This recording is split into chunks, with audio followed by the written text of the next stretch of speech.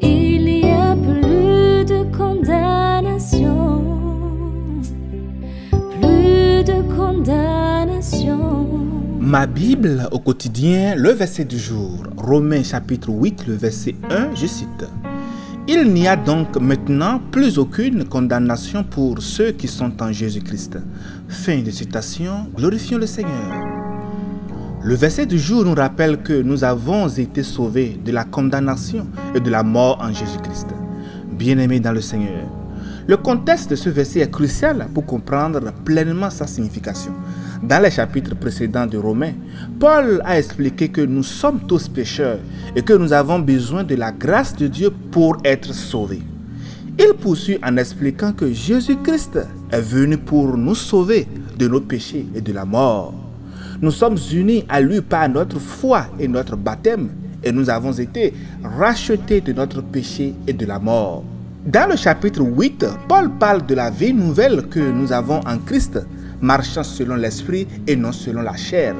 Il nous rappelle que nous sommes des enfants de Dieu et que nous avons reçu l'Esprit de Dieu pour nous guider dans notre marche avec Christ. Ainsi, l'exhortation bien-aimée que nous pouvons tirer du verset du jour est qu'en tant que croyants en Jésus-Christ, nous sommes libres de la condamnation et de la mort. Nous avons la vie éternelle en lui et nous sommes appelés à marcher selon l'Esprit et non selon la chair.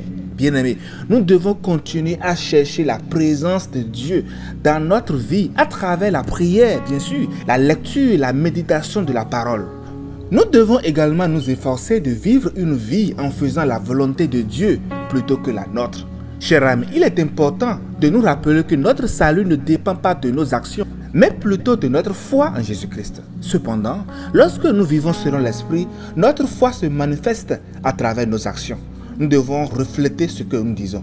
Comme Paul l'a dit dans Galates 5, 22-23, le fruit de l'esprit est amour, joie, paix, patience, bonté, bienveillance, foi, douceur, maîtrise de soi. En vivant selon l'esprit bien-aimé, nous sommes en mesure de manifester ces fruits dans notre vie quotidienne. Et cela devrait être le reflet de nos actions, témoignant ainsi de la présence de Dieu en nous et de la transformation en nous.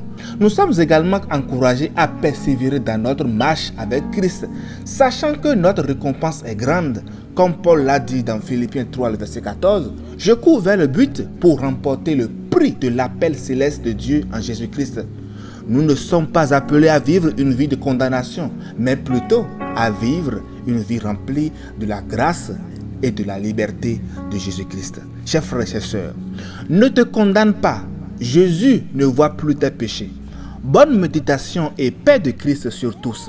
Excellent week-end. Alléluia chez vous.